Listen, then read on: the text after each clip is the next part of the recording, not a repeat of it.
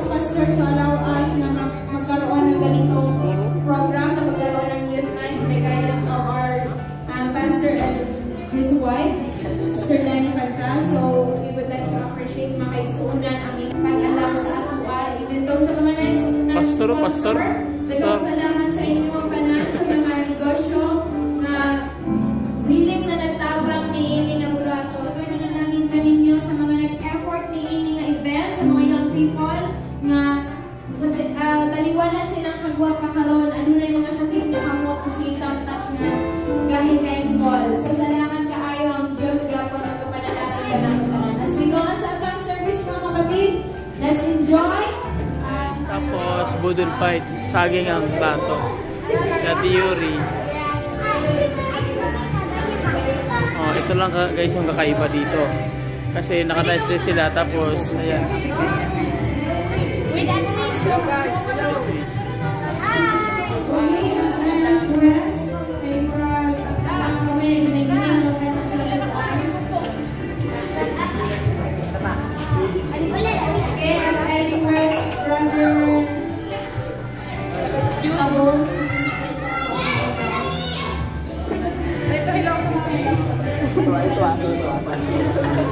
Uy, yung mga nanay. Yung mga nanay.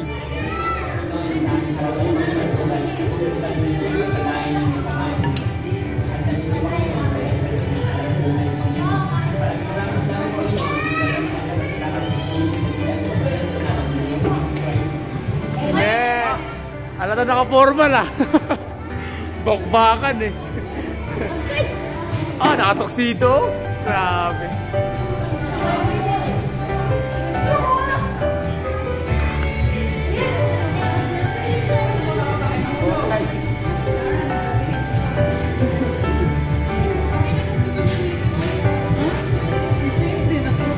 Yan.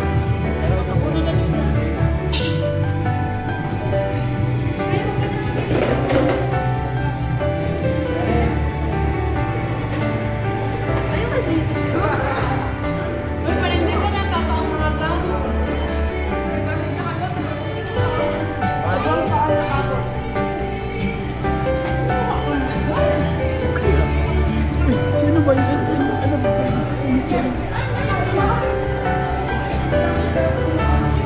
Spaghetti, kasi spaghetti.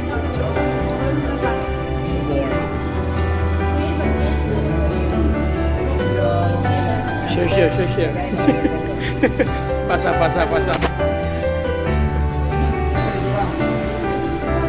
Siguro ano soft drinks, kaya marami pa naman nabili. Oh, nakatong cranberry. Kami naging Cinderella rito ah. Sa tabil po.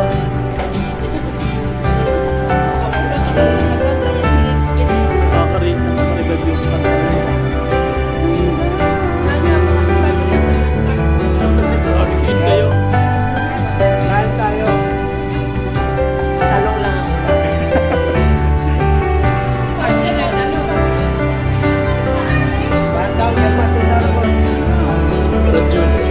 Pastor.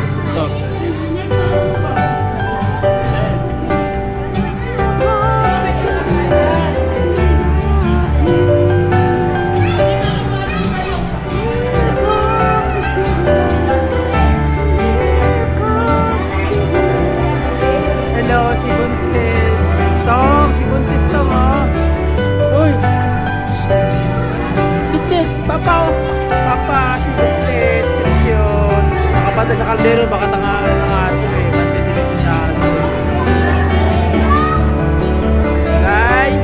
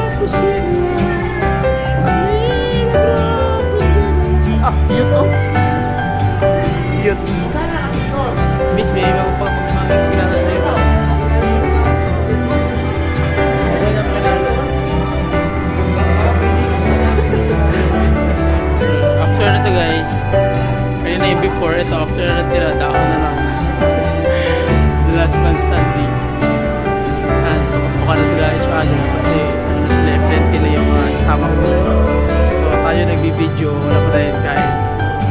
Brad, okay ka lang Brad? Oh, Brad to. Si Pres oh. Masapit ni Pres oh. Para lang pastor oh. Para manager ng Sarila Hotel eh.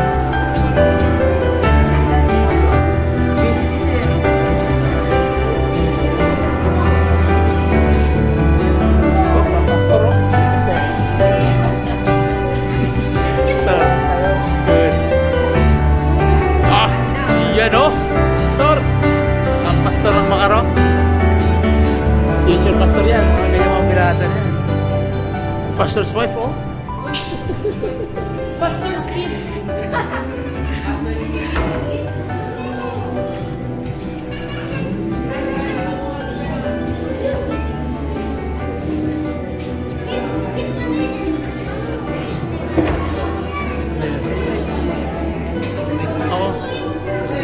Ngayon, dahil ako ang cameraman, tapos na yung event, lahat nakaupo na halos. Nakwento. Ano gagawin natin? Ako naman ang kakain. Okay?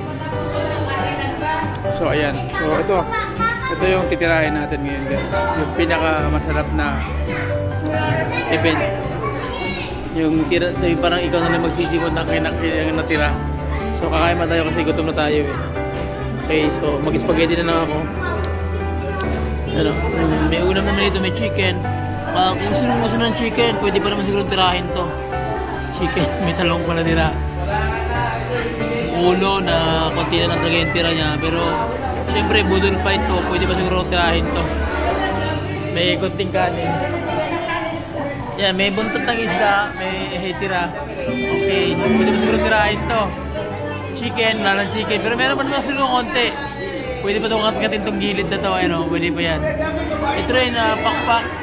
Pwede pa ito siguro tirahin to. Tapos may soft drinks po natira guys. Ayan, Royal. So natira, pwede pa siguro natin tirahin to guys. Ayan. Tapos dito rin, gusto ko ng pritong isda. Ito, meron pa ng prito. Pwede pa siguro tirahin to. Tapos meron pa konting rice. So, yan na yun. So, kakain na lang tayo dahil tayo ni cameraman eh, late na tayo eh.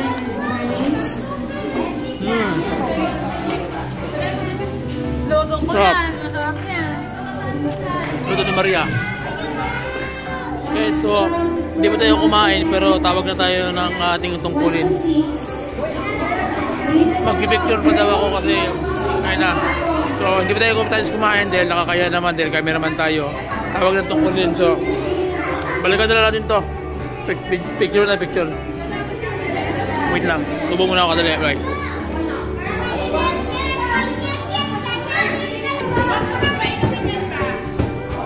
Go. Hindi ko na tinira to. Nakakaawa eh. Nakakawat ko ang tirahin eh. Pansit na spaghetti lang ako.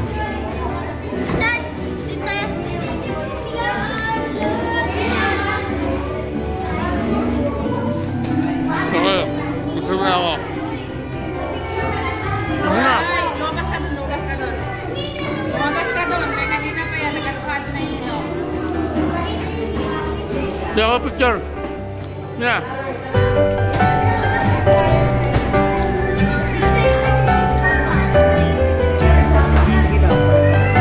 Sige na, picture ko.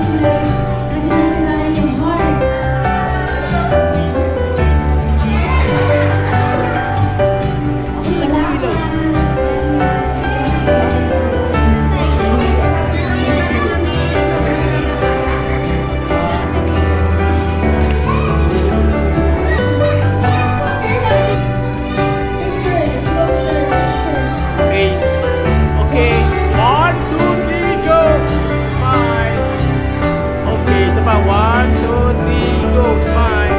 Walkie. 1, 2, 3, go. Okay.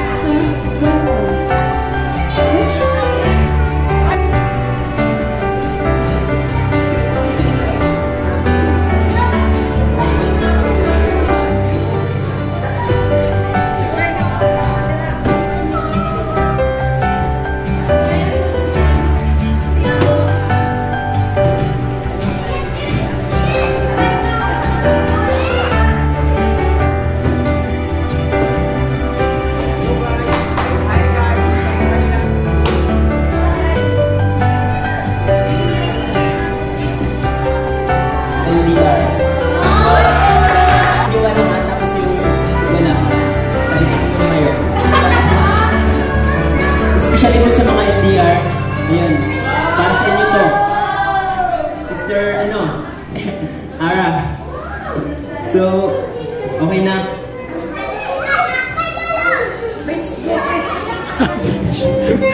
Dear Papa Dudu.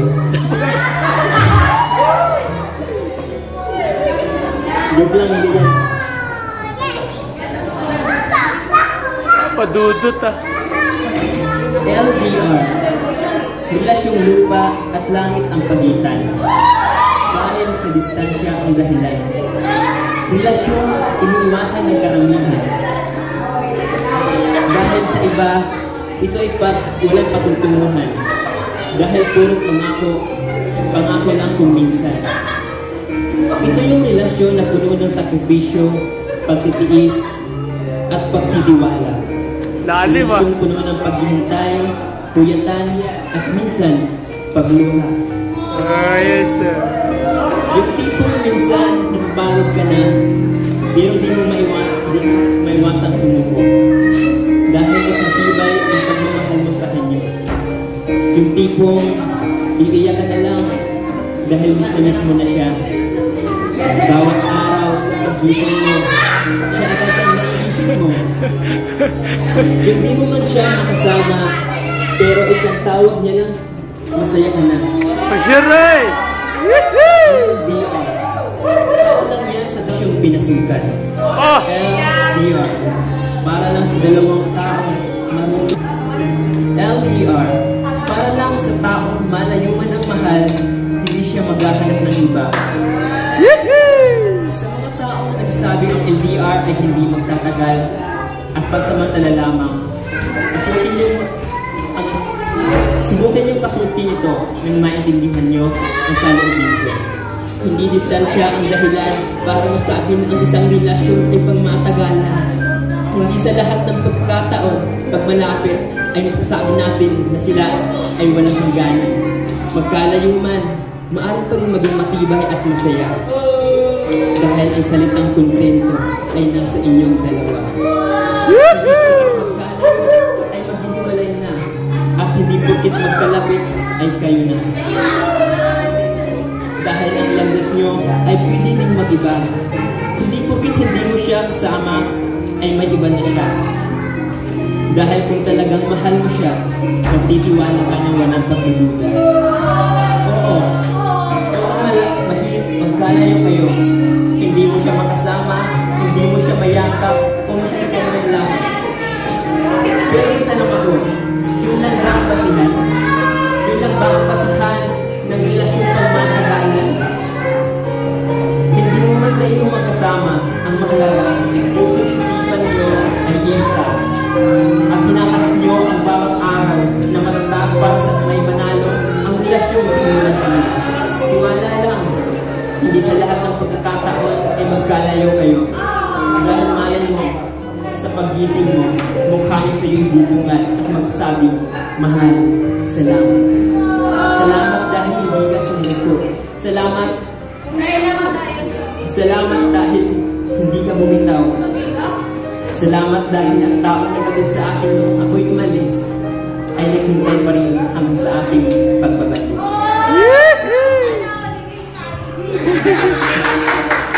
Okay ah. Astig ah.